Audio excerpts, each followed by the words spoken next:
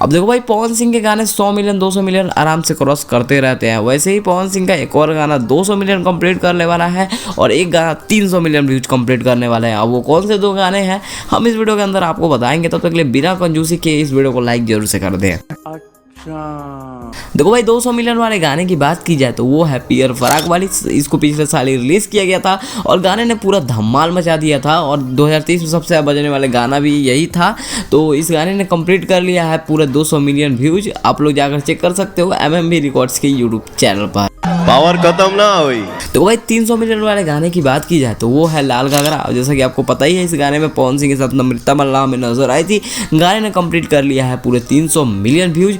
मतलब पियर फराक वाले गाने ने 200 मिलियन और इस गाने ने 300 मिलियन। मतलब पावर स्टार का जलवा जारी है। पवन भैया से आगे, पवन भैया से आगे। देखो भाई, 2022 का गाना लाल घाघरा, 2023 का गाना पियर फराक वाली। एक गाने ने कर लिया है 300 मिलियन, दूसरे ने कर लिया है 200 मिलियन व्यूज कंप्लीट। और पता चला है हमें 2024 में, वीडियो भी बना रहा हूँ मैं 2024 में। और अगर आपको वीडियो पसंद आई तो प्लीज़ वीडियो को लाइक जरूर कीजिएगा। चैनल बनाए होंगे तो प्लीज़ सब्सक्राइब जरूर कर लीजिएगा।